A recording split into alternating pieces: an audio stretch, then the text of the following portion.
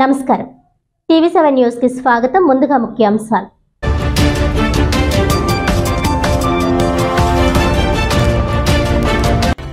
అయోధ్యలో బాలరాముడి ప్రాణ ప్రతిష్టను పురస్కరించుకుని కాకినాడలో ఘనంగా రామరాజ్య శోభాయాత్ర. 500 సంవత్సరాల సుదీర్ఘ పోరాటం అనంతరం భవ్య రామాలయ నిర్మాణం పూర్తి చేసుకోవడం దేశ ప్రజల అదృష్టమన్న పలువురు ప్రజానికం.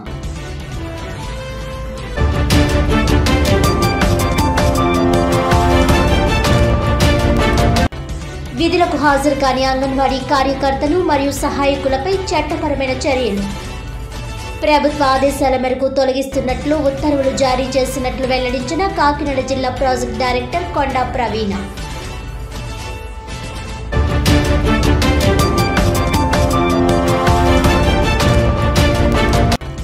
కొత్తపల్లి మండలం బుప్పాడ అమీనాబాద్ మూలపేట గ్రామంలో దివీస్ అరవిందో ఫార్మా ఫ్యాక్టరీలు వేస్తున్న పైప్ లైన్ కారణంగా మత్స్యకారులకు తీవ్ర నష్టం. సుమారు 8,000 మత్స్యకార కుటుంబాలకు వేట లేకుండా పోయి ఉపాధి కోల్పోతామని ఆవేదన.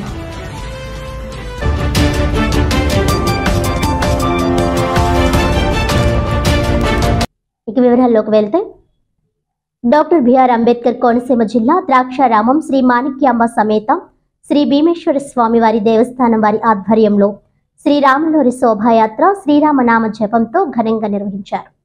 అయోధ్య బాలరాముని ప్రాణ ప్రతిష్ఠ సందర్భంగా వందలాది సంవత్సరాలుగా వేచి చూసిన ఉదయం రానే వచ్చిందంటూ ఇంటింటా వాడవాడలా ప్రజల మనసులోంచి రామనామం పెళ్లి ఉబికింది. పసి పాపల దగ్గర నుండి పండు ముసలి వరకు రామనామ జపంతో తన్మయంతో ఊగుతూ ఊరూరా సంబరాలు జరిపారు. రామ సహిత హనుమ జెండాలతో కాషాయ వర్ణం కనువిందు చేసింది. ప్రతి గుడి, ప్రతి ఇల్లు, ప్రతి దుకాణం ఓ రామ శ్రీరామ అంటూ జెండాలు, భజన బృందాలు, గ్రామ సంకీర్తనతో శ్రీరామ జయము జయము అంటూ మేళ తాళాలతో ఊరేగింపులతో ఘనంగా ఏర్పాటు చేశారు. అనంతరం మేడిశెట్టి శ్రీ మస్సెస్ వైష్ణవి వెంచర్స్ లో అన్న సమారాధన ఏర్పాటు చేశారు. భక్తులు భారీగా తరలివచ్చి తీర్థ ప్రసాదాలు స్వీకరించారు.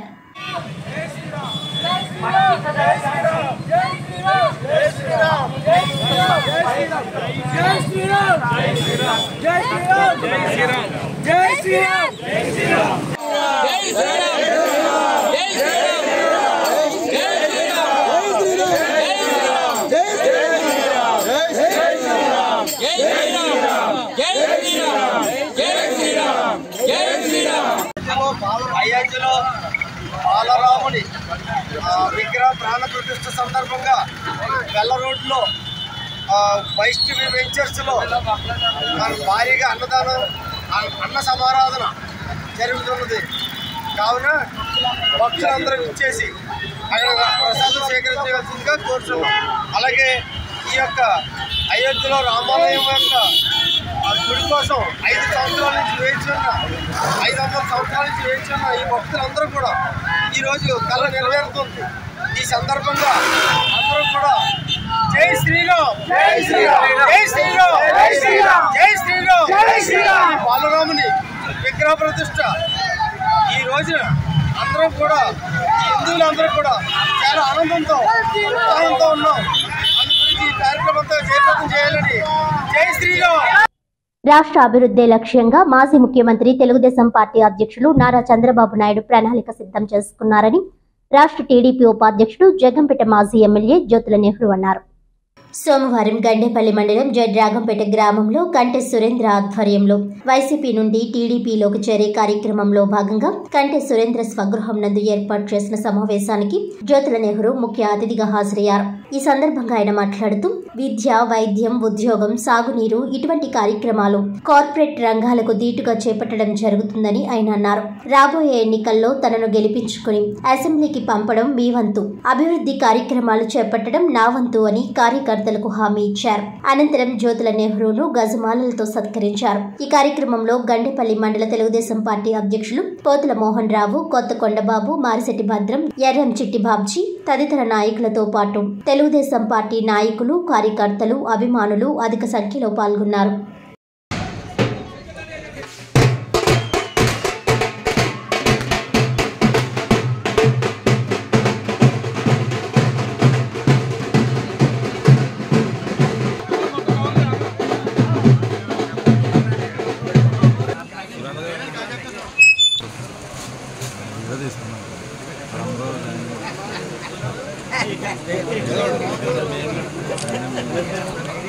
కూడా ఇవాళ మనం మిగిలినటువంటి వాటిని అన్నింటినీ ఒక్కసారి ఆలోచన చేయండి.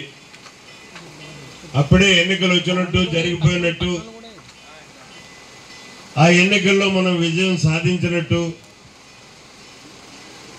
జనం మేమున్నాం అని చెప్పేసి మనకు విపరీతమైనటువంటి ఒత్తిడిస్తున్నటువంటి సందర్భంలో ఇంక రెండో పనేం లేదు. నాకు వచ్చిన వాళ్ళని చక్కబెట్టుకుని ఇక్కడికి రావడానికే 2 గంటలు లేటుగా వచ్చాను. మరి పెద్దలు చెప్పారు, చంద్రబాబు నాయుడు గారు మన పూర్వపు జిల్లా రాజమండ్రిలోనే మహానాడులో సూపర్ 6 పథకాన్ని ఇచ్చాడు. ఆ సూపర్ 6 పథకాన్ని కానీ చిత్తశుద్ధిగా మనం అమలు చేయగలిగితే ఈ రాష్ట్రం సుసంపన్నం అవుద్ది. ఆయన ఏమన్నాడండి, దీన్ని నేను అప్పులు చేసి తేను, సంపన్నతను సృష్టించి ఇస్తాను. అంటే ఆదాయం వచ్చినటువంటి ఒక రైతు ఆదాయానికి తగ్గట్టుగా ఖర్చు పెడితే ఏ రకంగా సుసంపన్నంగా ఉంటాడో ఆ విధానాన్ని అవలంబిస్తాను అని చెప్పేసి ఆ వేదిక మించి ఆయన ఇచ్చాడు. అదే విధంగా రేపు భవిష్యత్తులో ఆయన ఖచ్చితంగా సూపర్ 6 పథకాలనే కాదు, అభివృద్ధిని కూడా అదే రకంగా చేస్తాడు. వ్యవసాయ కూలీకి కావాల్సిందే నీటి వనరు, వాటిని అన్నిటినీ కూడా మనకు అందిస్తాడు. అలాగే మనిషికి మానవుడికి కావాల్సిందే ఉన్నతమైనటువంటి వైద్యం, ఆ వైద్యాన్ని కూడా మరింత మెరుగులు దిద్ది ఇవ్వడానికి సిద్ధంగా ఉన్నాడు. అంతకంటే ముఖ్యమైనది, అతి కీలకమైనది, భావి తరాలకు కావాల్సింది విద్య. ఆ విద్యను కూడా చక్కగా అందించాలనేటటువంటి ఆలోచనతో చంద్రబాబు నాయుడు గారు ఉన్నారు. సామాన్యుల చేరువుకి అతి చౌకగా విద్యని అందివ్వాలి అనేటటువంటి ఆలోచనతో ఉన్నాడు. ఇవన్నీ వస్తే సరిపోదు, ఇవన్నీ వచ్చిన తర్వాత చదువుకున్న వాడికి పని కల్పించాలి. ఆ పని కల్పించాలనేటటువంటి ముఖ్యమైనటువంటి ఆలోచనతో ఇవాళ ఆయన ఈ రాష్ట్రంలో రాబోయే 5 సంవత్సరాల కాలంలో 20 లక్షల ఉద్యోగాలు సృష్టించి నిరుద్యోగ వ్యవస్థ పిఠాపురం నియోజకవర్గాన్ని అభివృద్ధి చేసి చూపిస్తానని రాబోయే ఎన్నికల్లో జనసేన విజయ డంకా మ్రోగించేందుకు పార్టీ శ్రేణులందరూ సిద్ధపడి ఉండాలని పిఠాపురం నియోజకవర్గ జనసేన పార్టీ ఇన్ఛార్జ్ తంగెళ్ల ఉదయ్ శ్రీనివాస్ అన్నారు. ఈ కొత్తపల్లి మండలంలో కొండవరం గ్రామం నందు అధిక సంఖ్యలో వివిధ పార్టీల నుండి జనసేన పార్టీ తీర్థం పుచ్చుకున్నారు. గాది కొండబాబు అధ్యక్షతన తంగెళ్ల ఉదయ్ శ్రీనివాస్ చేతుల మీదుగా సుమారు 1500 మంది స్థానిక ఎస్వీఆర్ గార్డెన్స్ లో నిర్వహించిన ఆత్మీయ సమావేశంలో పార్టీలోకి చేరే వారిని తంగెళ్ల ఉదయ్ శ్రీనివాస్ కండువాను వేసి సాదరంగా ఆహ్వానించారు. పురుషులతో పాటుగా మహిళలు కూడా సమానంగా పార్టీలోకి చేరడంపై తంగెళ్ల ఉదయ్ శ్రీనివాస్ హర్షం వ్యక్తం చేశారు. అనంతరం ఆయన మాట్లాడుతూ జనసేన పార్టీలో జాయినింగ్ల కార్యక్రమానికి రోజు రోజుకి జనసేనకు పెరుగుతున్న ఆదరణ చూసి పిఠాపురంలో వైసీపీ కనుమరుగవుతుందని, ఎక్కడ ఎటువంటి కార్యక్రమాలు నిర్వహించడం లేదని, వైసీపీకి పతనం మొదలైందని తెలిపారు. తంగెళ్ల ఉదయ్ శ్రీనివాస్ ని ఎమ్మెల్యేగా చేసుకోవాలని, ఆయన సారథ్యంలో పార్టీలో చేరేందుకు వచ్చిన ప్రతి ఒక్కరికి ధన్యవాదాలు అని జనసేన రాష్ట్ర అధికార ప్రతినిధి దాసరి కిరణ్ అన్నారు. 151 తలల రావణాసురుడిని ఇంటికి పంపి జనసేన తెలుగుదేశం కూటమిని అధికారంలోకి తీసుకువచ్చి సుపరిపాలన అందించడమే లక్ష్యంగా ప్రతి ఒక్కరూ కృషి చేయాలని ఆయన వ్యాఖ్యానించారు. ఈ కార్యక్రమంలో జనసేన నాయకులు, కార్యకర్తలు తదితరులు పాల్గొన్నారు.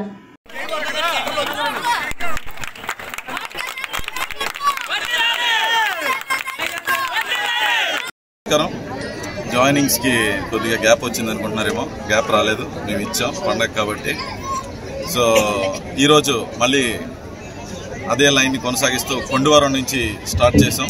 కొండవరంలో మీరు చూశారు, సుమారు 2.5 గంటల సేపు ఓన్లీ కండువాలేసి దగ్గర 1200 to 1500 మధ్యలో ఈరోజు గొండవరం గ్రామం నుంచి స్వచ్ఛందంగా వచ్చి పార్టీలో జాయిన్ అవడం జరిగింది. ఇందులో 500 పైగా సుమారు మహిళలు మాత్రమే వచ్చి జాయిన్ అవడం జరిగింది.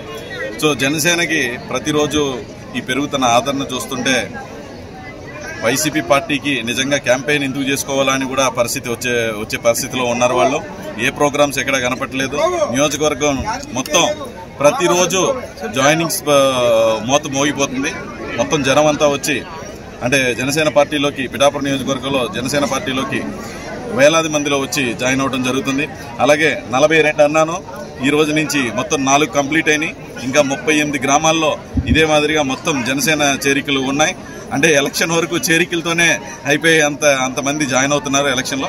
సో వచ్చే ఎన్నికల్లో జనసేన టీడీపీ కూటమిని ఎప్పుడు చెప్పేలాగే రాష్ట్రంలోనే అత్యధిక మెజారిటీతో మేము గెలిపించి చూపిస్తామని చెప్పి మీ అందరికీ మాటిస్తున్నాం. ధన్యవాదాలు. పిఠాపురం సూర్యరాయ గ్రంథాలయం నందు రిజిస్టర్ స్వచ్ఛంద సేవా సంస్థ రూరల్ డెవలప్మెంట్ ట్రస్ట్ ప్రథమ వార్షికోత్సవాన్ని నిర్వహిస్తూ విశిష్ట సేవా పురస్కార ప్రదానోత్సవం నిర్వహించారు. ఈ సందర్భంగా ముఖ్య అతిథులుగా డాక్టర్ సాల్మన్ రాజు, డాక్టర్ విజయశేఖర్ విచ్చేశారు. కరోనా సమయంలో కూడా ఎంతో మందికి తమ సహాయ సహకారాలు అందించిన వ్యక్తిగా కరుణ్ రాజును ఎంతో మంది ప్రశంసించారు. ఈ సందర్భంగా ఆయన మాట్లాడుతూ తాను ఎదుర్కొన్న ఎన్నో సమస్యల నుండి వచ్చిన ఆలోచన ఈ little star rural development trust అని అన్నారు. ఒకనొక సమయంలో తనకి సహాయ సహకారాలు అందించడానికి ఎవరూ కనిపించలేదని, అలాంటి సమయంలో తనకలా బాధపడుతున్న వారు ఎంతో మంది ఉంటారని, వారికి ఏ విధంగా సహాయపడగలమని ఆలోచించినప్పుడు వారికి సహాయం చేయగల వ్యక్తులను వారికి చూపించడం ద్వారా వారి సమస్యను పరిష్కరించుకోవచ్చునని అనుకున్నానని తన ద్వారా ముందుగా సేవా కార్యక్రమాలు ప్రారంభించడం జరిగిందన్నారు. కరోనా వంటి విపత్కర పరిస్థితుల్లో అలాగే వివిధ సందర్భాలలో తనకు చేతనైన సహాయాన్ని అందిస్తూ వచ్చానని, తర్వాత little star rural development trust register చేసుకుని ఈ సంవత్సరం ప్రథమ వార్షికోత్సవాన్ని జరుపుకోవడం అన్నది ఎంతో సంతోషంగా ఉందని అన్నారు. ఈ కార్యక్రమంలో విశిష్ట సేవలు అందించిన వారికి విశిష్ట సేవా పురస్కారాలు కూడా అందించడం జరిగింది. ఈ కార్యక్రమంలో doctor C H Shamshan, pensioner association president D Kodandaramayya, KVSS Prasad master, K Apparao, Kondapudi Shankarrao, Allavarapu Nagesh, M Elia, K Shyam Sundar, Vennapu Chakradhar Rao తదితరులు పాల్గొన్నారు. నమస్తే. ఈరోజు little stars rural development trust ప్రథమ వార్షికోత్సవ కార్యక్రమం జరిగింది. ఇది 2022లో ప్రారంభించడం జరిగింది. 2023లో స్వచ్ఛంద సేవా సంస్థగా రిజిస్ట్రేషన్ చేయడం జరిగింది. 2022 నుంచి కూడా అనేకమైన సామాజిక సేవా కార్యక్రమాలు చేయడం జరుగుతుంది. ఈ ట్రస్ట్ ద్వారా ఉచిత వైద్య శిబిరాలు, అలాగే ఉచిత ట్యూషన్ సెంటర్, టైలింగ్ సెంటర్, అలాగే వయోజన విద్య, అలాగే సెల్ఫ్ అండ్ హెల్ప్ ప్రోగ్రాంలు, అలాగే వికలాంగులకి, పేదవారికి, వితంతులకి చేయూతనివ్వడం జరుగుతుంది. వ్యాధిగ్రస్తులు, ఆపదలు ఉన్న వాళ్ళకి కూడా మా వంతు మేము చేయూతనివ్వడం జరుగుతుంది. ప్రస్తుతానికి చాలా వైద్య శిబిరాలు వంటివన్నీ చేయడం జరిగింది. భవిష్యత్తులో కూడా ఇంకా అనేకమైన సామాజిక సేవా కార్యక్రమాలు చేయడానికి మేము ముందుకు వస్తున్నాం. ఇవి చేయడం గల ఆర్థిక వనరులు కలగడం గల కారణం అంటే మాకు వచ్చే రాబడిలో కొంత అమౌంట్ పక్కన పెట్టుకొని, అలాగే మా సంఘ సభ్యులు కొంత వాళ్ళు ఆర్థికంగా సహకరించడం, అలాగే నా స్నేహితులు కొంతమంది పాస్టర్ గారులు వీళ్ళంటి వాళ్ళు పెద్దవాళ్ళు వాళ్ళ యొక్క ఆర్థికంగా వాళ్ళు సహాయం చేయడం బట్టి ఇలాంటి సామాజిక సేవా కార్యక్రమాలు చేయడానికి మేము ఎంతగానో సంతోషిస్తున్నాం. ఇంకా రాబోతున్న భవిష్యత్తులో ఇంకా అనేకమైన కార్యక్రమాలు పేదవారికి కావచ్చు, అనేక మంది ఆపదలు ఉన్న వాళ్ళకి మేము ముందు ఉండి వాళ్ళకి చేయూతనివ్వాలని కోరుకున్నాం. దీనికి సహకరిస్తున్న ప్రతి వారికి కూడా ప్రత్యేకమైన ధన్యవాదాలు, అలాగే మీడియా మిత్రులకు కూడా ప్రత్యేకమైన ధన్యవాదాలు తెలియజేస్తున్నాను. ఈ కొత్తపల్లి మండలం ఉప్పాడ, అమీనాబాద్, మూలపేట గ్రామంలో సుమారు 8,000 మంది మత్స్యకార కుటుంబాలు దివిస్, అరవిందో ఫార్మా ఫ్యాక్టరీలు వేస్తున్న పైప్ లైన్ కారణంగా మత్స్య సంపదకు నష్టం వాటిల్లి మత్స్యకారులకు వేట లేకుండా పోతుందని ఆవేదన వ్యక్తం చేశారు.